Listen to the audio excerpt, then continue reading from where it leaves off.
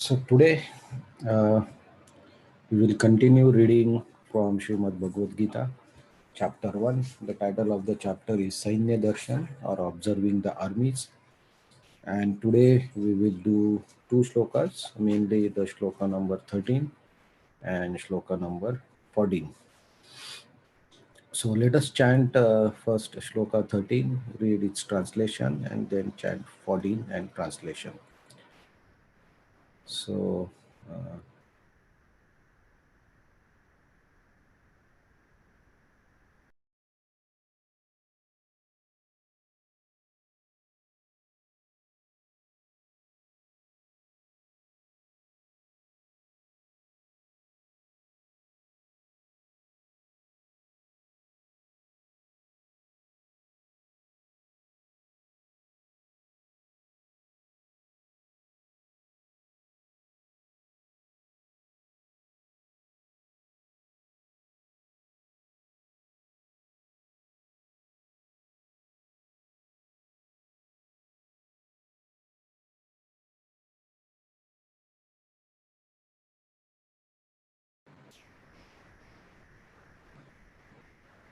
Hare Krishna.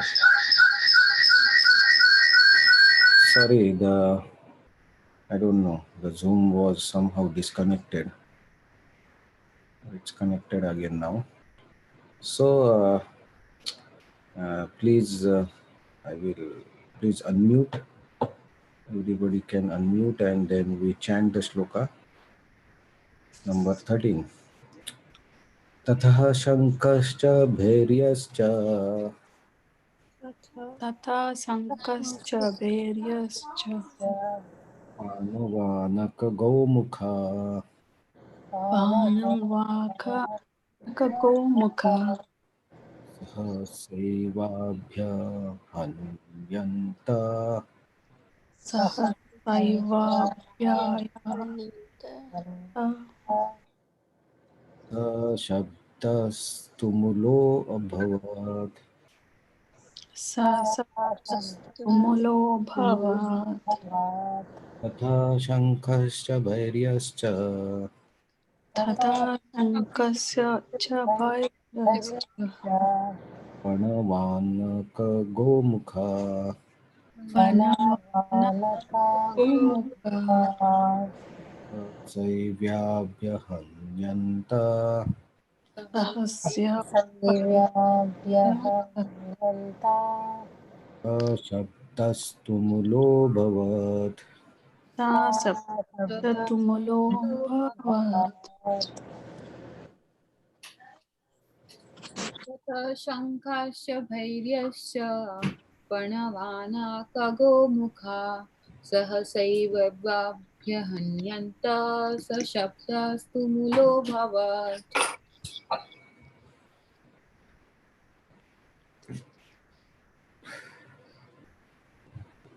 ततः शङ्कश्च वीर्यश्च पणवाककागोमुखः सकसैवाभ्यहन्यन्त ससप्तस्तु मुलोऽभवत्.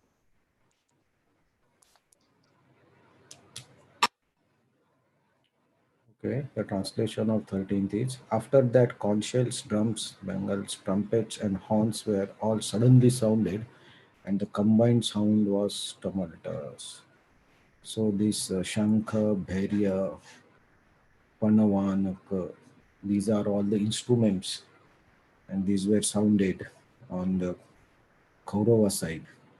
And as they were sounded at one time, the total sound was very tumultuous and vibrating. So let us chant the shloka number 14. ततः श्वेतैर्हयैर्युक्ते तथा श्वेतैर्हयैर्युक्ते महति स्यन्दने स्थितो महति स्यन्दने माधवा पाण्डवश्चैव पाण्डवा पाण्डवाश्चैव दिव्यशङ्को प्रधन्वतु दिव्यो शङ्को प्रदद्मतु दिव्यशङ्कोपदद्युः ततः श्वेतैर्हयैर्युक्ते ततः श्वेतैर्हयैर्युक्ते युक्ते महति स्यन्धने स्थितौ महति स्यन्दने स्थितौ माधव पाण्डवश्चैव माधवा पाण्डवाश्चैव पाण्डवाश्चैव दिव्यौ शङ्खौ प्रधूमतु दिव्यौ शङ्खौ प्रदध्मतु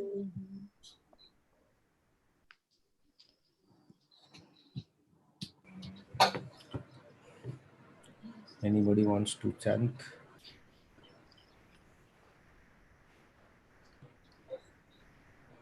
ततः सुश्वेतैर्हयैर्युक्ते महति स्यन्दने स्थितौ माधवा पाण्डवाश्चैव दिव्यो शङ्खो प्रदध्मतु ततः स्वेतैर्हयैर्युक्ते महति स्यन्दनेशितौ Madhava पाण्डवाश्चैव दिव्यौ शङ्खौ प्रदद्मतुः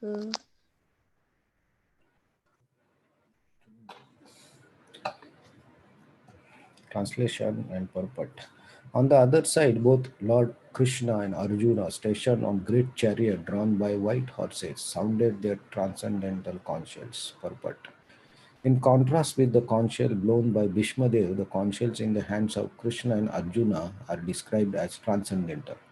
The sounding of the transcendental conch shells indicates that was no hope of victory for the other side because Krishna was on the side of Pandava. Jayastu Panduputrana Yesham Pakshe Janardhana. Victory is always with the person like the sons of Pandu because Lord Krishna is associated with them. And whenever and wherever the Lord is present, the goddess of fortune is also there because goddess of fortune never lives alone without her husband.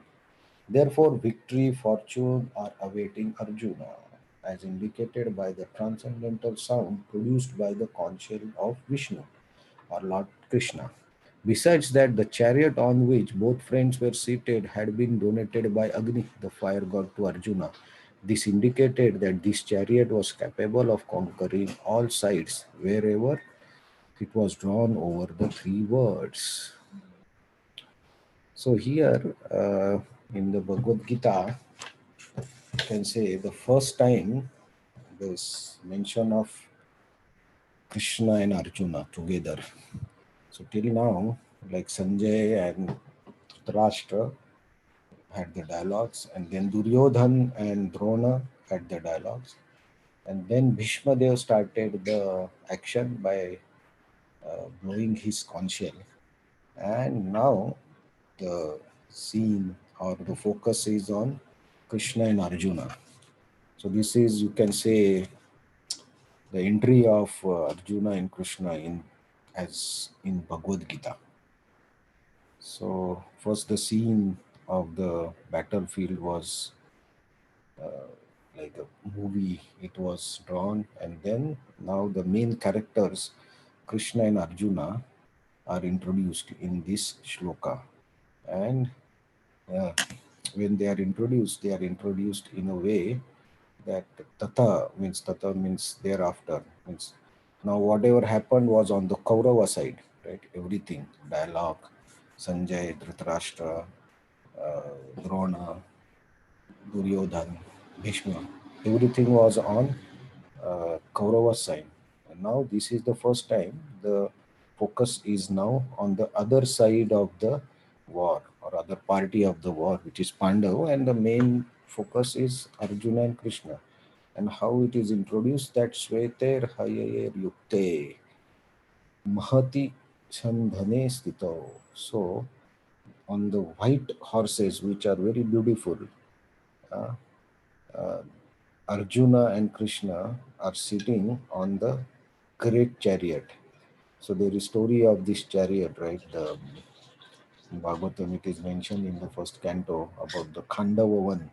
So the Hastinapur, when the Kauravas or the Dhritarashtra gave um, Pandavas a piece of land to rule, so it was near the Khandava one, and it was a dense forest, and many uh, one demon also was used to live there, Takshaka demon, and also Maya Dano was living there, and that forest was said to be consisting of many herbs and medicines. But Takshaka was a friend of Indra, or he has worshipped Indra. So Indra used to protect that Khandavan always. And Agni, uh, actually, there is a, before that, there is a pastime that some kings performed a great sacrifice, and in which they gave lot of ghee into the sacrifice. And because Agni consumed all that ghee continuously for a long time, now Agni lose the uh, effulgence, and to revive the effulgence and its power, Agni had to burn the some ghee. So Agni Dev went to Brahma and asked what to do. So Brahma said, okay, you have to burn the Khanda forest. Anyway, that forest is destined to be burnt, and all the living beings in that are supposed to die in the forest fire. So Agni tries to burn the Khanda forest, but because it is protected by Indra, Indra used to, and Indra is the god of rain. So whenever there used to be fire on the Khandavan, Indra used to come and save the Khandavan by pouring the rain because of his friend Shaka. So then, on the similar situation, when now comes this part that when Arjuna and Krishna, the Pandav got that land, they had to establish a palace in something where they can rule. So they were thinking of Khandav forest, and so Agnidev, in the form of a Brahmin, requested Arjuna and Krishna to burn the Khandav forest. So Arjuna agreed that okay, I will burn, but then you have to provide me the tools which I can use to burn this forest. So Agnidev said, okay, I can help you out that. So Agnidev, in form of that Brahman, meditated on Varuna, and he asked the Varun Dev that in deep into the sea there are some bow and arrow, which is called Gandiva bow. Please bring that. And also he requested Soma, or the moon planet's god, Somadev, to bring the chariot. So this is the chariot and the Gandiv that was given to Arjuna by Agnidev. And then Arjuna said, now I will, now Krishna became the charioteer of that Arjuna's chariot to burn that Khandav forest. And because and then Arjuna and Krishna burned all the forest, and they defeated Indra. So Indra was also very happy with Arjuna, and then Indra allowed to burn the forest, and then Indra also gave so many divine weapons to Arjuna, and at that time Indra also gave him Arjuna's conch, which is Devadatta. The Shankha was given by to him by Indra. That's why that is called divine. Here the word uses Divya Shankha. So that's why Arjuna's Shankha is Divya, because it is given by Indra. And Vishnu's Shankha is always transcendental. And Arjuna's Shankha is also transcendental because it is given by Indra himself to him. So this is the story, or the pastime behind this chariot and the Shankha, why it is called transcendental. And then from that forest also came a Maya Dano, who came to shelter of Arjuna and Krishna, and then they gave him shelter. Then he built the palace, right? So this is, that's why the mention of Agni Dev is very important, and the chariot, and there is lot in this, on this chariot there is also the flag of Hanuman, right? So it will come in some next verses where we will see why Hanuman's flag is there. But this chariot is a very important part of the war, because Arjuna will be on this chariot always, and Krishna will be driving this chariot. And that's why his name used here is Madhava. So who is the husband of goddess of fortune, the richest person. And the most opulent. And Pandava here means Arjuna. On the chariot, it's Arjuna. So this is the first scene or entry of Krishna and Arjuna on their great uh, chariot with great horses. And as this chariot is given by Agni, and we know the fire can spread in all the directions, and it's at its own pace, and nobody can stop the fire. If the fire decides to expand, uh, if the fire blows everywhere, then it can burn uh, in all the directions that we have seen in the forest fires that are recently happened in Australia or US. You cannot stop the fire. So see, that's similarly this chariot which Arjuna is using can go in all the directions, and nobody can stop that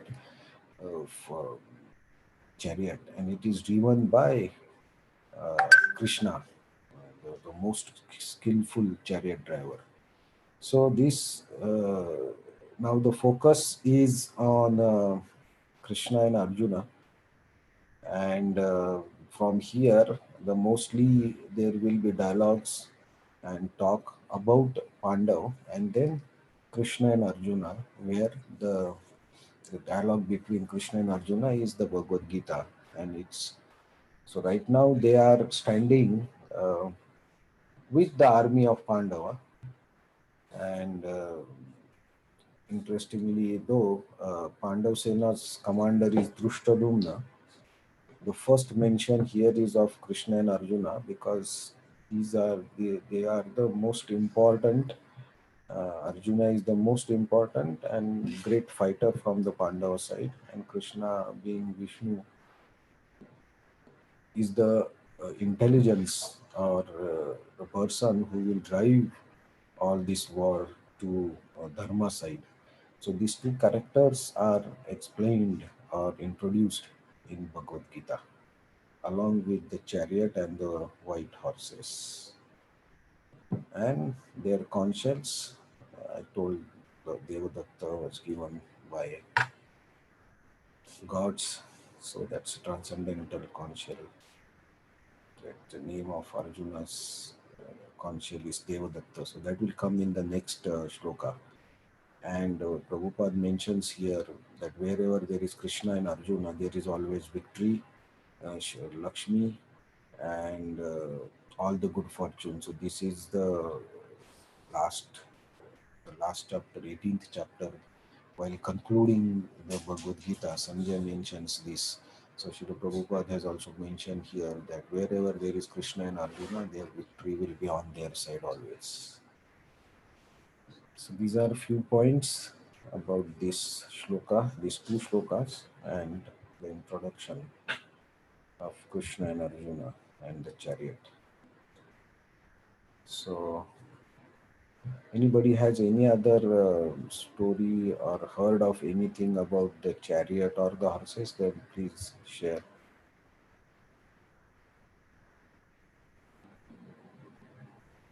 Can unmute. Guruji, I heard about this story, and Krishna and Arjuna are also very famously called by another name, Naranarayan. If I am not wrong, I heard about this. Is it true? Nara and Narayan, if they go together, victory will be there.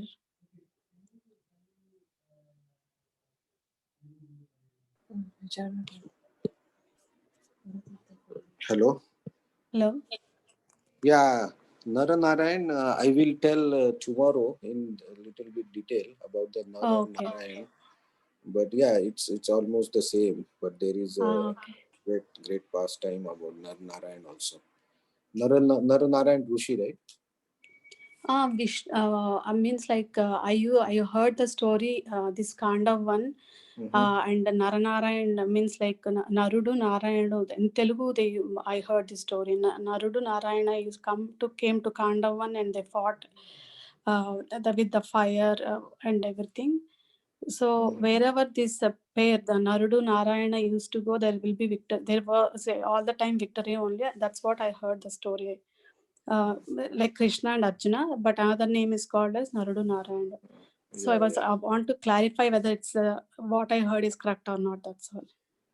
In Bhagavatam, I can show you tomorrow also. In Bhagavatam, it's a mention of Krishna and Arjuna directly going, but I can check about the Nara and Narayan reference.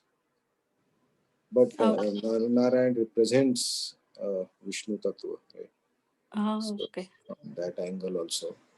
And it's one way they are representing how Krishna and Arjuna and Narayan are related, right? Oh, okay. Thanks, coach. And one more just clarification. The conch shell, the both sides have been blown, means the war is about to start. So the Bhagavad Gita was told by Krishna before that. I guess if I'm Yeah. okay. Yeah. So now this is the setting of the scene for Bhagavad Gita, right? So when Arjuna also prepared for war, both the sides. Now after this, there are few shlokas where everybody blow the conch shell. So they are almost on the fully prepared to fight. So that's how, and that's then after that Arjuna asks Krishna different questions. That's where the Bhagavad Gita actually starts Okay. speaking. So that will come in maybe 2 days when Arjuna starts asking the questions. Okay, Guruji. Thank you very much for the clarification. No problem. Thank you very much for sharing.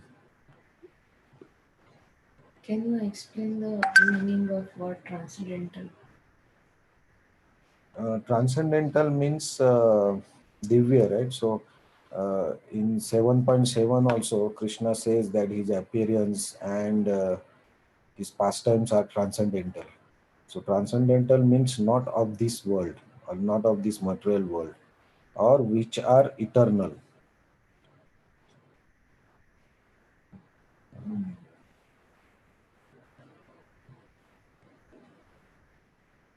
So just 1 minute, I think 7.7 or 4, transcendental knowledge, right? So the knowledge of Bhagavad Gita in chapter 4, Krishna says this knowledge is transcendental because it is never finished with even after the annihilation or everything, this material world is finished, this knowledge is never finished. That we'll see in the 4th chapter that how this knowledge has come to. This is not the first time that it was spoken to Arjuna, right? It was spoken to Sun God and Manu.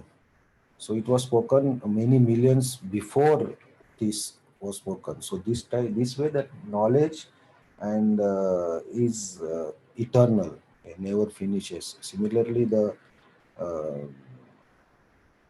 Arjuna being an eternal servant and Nitya Siddha with Krishna, they are eternal. So their paraphernalia is also eternal.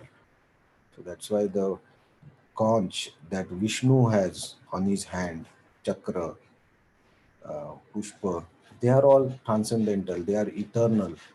They live with Vishnu, they live with this, the Nitya Siddhas.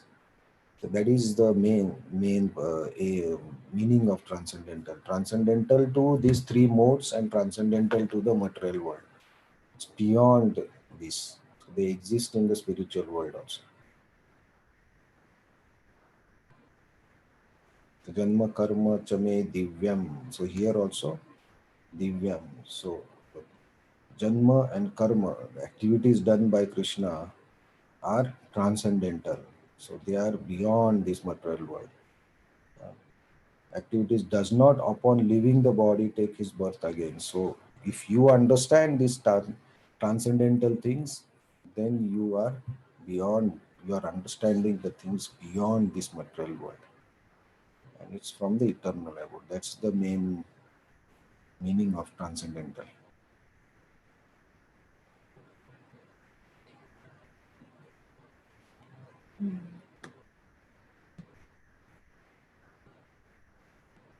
Any other comments or questions or points that we should check?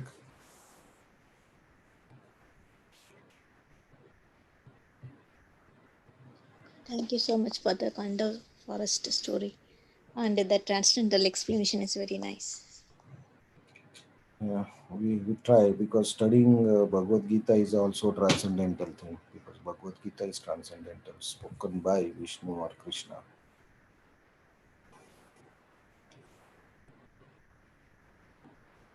Okay, so thank you very much for joining. And tomorrow I think we will do a little more verses, because those are just explanation about the different conch shells and blowing of the conch shells. And we'll try to see how it goes. And then the main part of the Bhagavad Gita starts coming.